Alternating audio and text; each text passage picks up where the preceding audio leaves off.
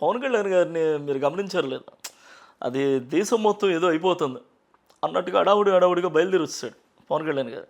ఎందుకని చెప్తున్నా అంటే ఈ మాట, సో రైట్, రావడంలో తప్పులేదు, వచ్చావు. దగ్గరలోనే చాలా మనకి కూతవేడి దూరంలో గుడ్లవెల్లేరు ఇంజనీరింగ్ కాలేజ్ ఉంది. వాస్తవం అవాస్తవం అన్న తర్వాత సంగతి. బాత్రూంలో సీసీ కెమెరాలు పెట్టారన్నది ఒక ఇష్యూ, ప్రచారం నడిచింది. సరే, అది నిజమెంతో అబద్ధం ఎంత అనేది అది తర్వాత సంగతి. ఒక డిప్యూటీ సీఎంగా, ఒక పార్టీ అధ్యక్షుడిగా వెళ్ళి మరి దాని గురించి నువ్వు స్పందించాలి కదా. పవన్ కళ్యాణ్ గారి గురించి మనం అంత తక్కువ మాట్లాడుకుంటే అంత మంచిది అన్న. ఎలక్షన్ల ముందు మాట్లాడిని ఎలక్షన్ తర్వాత ఏమి ఉండవు అన్న. ఎందుకంటే మీరు అందరూ గమనించే ఉంటారు, రీసెంట్గా కూడా పిఠాపురంలో ఒక బహిరంగ సభ పెట్టి ఏదో మీటింగ్కి పెట్టినప్పుడు కూడా హోంమంత్రి నేను తీసుకోవాల్సి వస్తుంది. అంటే నేను హోంశాఖ తీసుకుంటే మరోలా ఉంటుంది అన్నారు. అంటే ఎలా ఉంటుంది పవన్ కళ్యాణ్ గారు హోంశాఖ తీసుకుంటే?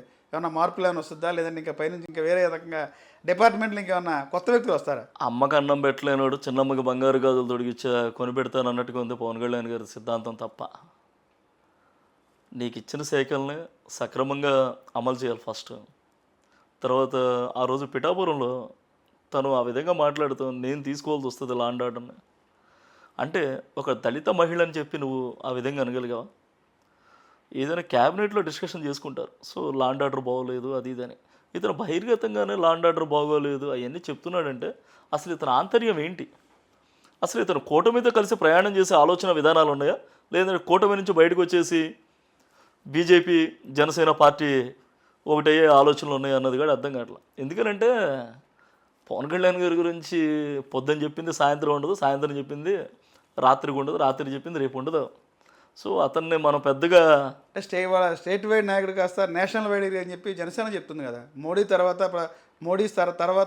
పవన్ కళ్యాణ్ చెప్తున్నారు, మీరేమో ఈ రకంగా చెప్తున్నారు. దీనికి సూటబుల్ కావట్లేదు. మేము చెప్పేది మహారాష్ట్ర ఎన్నికల్లో కూడా పవన్ కళ్యాణ్ వల్లే మహారాష్ట్ర విజయం సాధించి చెప్తారు. అది నిజం కాదంటారా? సరే, ఇవాళ పవన్ కళ్యాణ్ వల్ల మహారాష్ట్రలో ఎలక్షన్ గెలిచిందా, లేదంటే ఏపీలో పొత్తు పెట్టుకోవడం వల్ల ఎలక్షన్ గెలిచిందా? పవన్ కళ్యాణ్ గారికి నిజంగా అంత చరిష్మా ఉంటే, అంటే నా పర్సనల్ ఇది.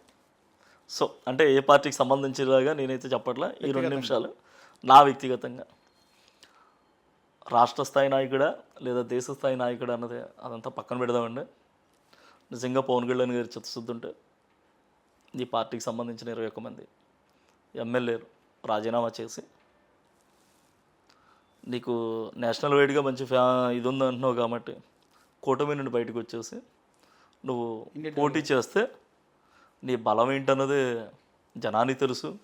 2019లో నువ్వు పోటీ చేస్తే 2 చోట్ల ఓడిపోయిన చరిత్ర నీది. నువ్వు ఇవాళ ఏదో పెద్ద లీడర్లాగా నువ్వు ఊహించుకోవడంలో తప్పలేదులే. ఏముందిలే, ఊహల పల్లకిలో అందరూ బతికేస్తాం.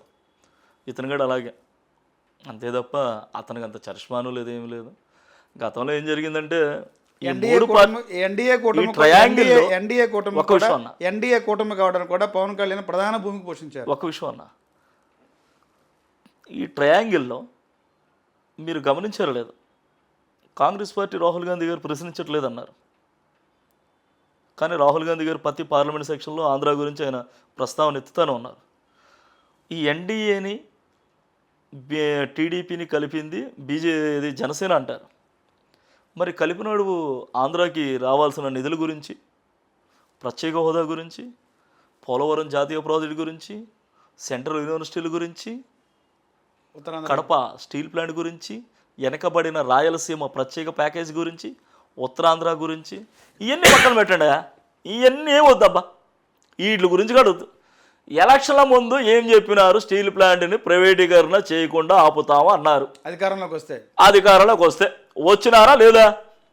వచ్చారు కదా. ఏం చేస్తున్నారబ్బా? రీసెంట్గా 2 నెలల క్రితం 4200 మంది ప్రైవేట్ ఉద్యోగస్తుల్ని తొలగిస్తే వాళ్ళ కనుక మళ్ళీ తిరిగి విధుల్లో కనుక తీసుకోకపోతే నేను ధర్నా చేస్తానని చెప్పి మా షర్మిలా మేడం డేట్ ఇస్తే కూటమి గవర్నమెంట్ కూసాల కదిలి ఆ 4200 మందిని అందులో మళ్ళీ ఉద్యోగస్తులు పెట్టుకున్నారంటే ఇక్కడ ప్రతిపక్ష పాత్ర పోషిస్తుంది కాంగ్రెస్ పార్టీయా వైసీపీనా? మరి కూటమి గవర్నమెంట్ని ముచ్చోట్ల పట్టించింది ఆ రోజు మా షర్మిలారెడ్డి గారి నాయకత్వంలో. ఆ 4200 మందిని మళ్ళీ తిరిగి ఉద్యోగాల్లో తీసుకున్నారా లేదా? తీసుకున్నారు. అదనమాట.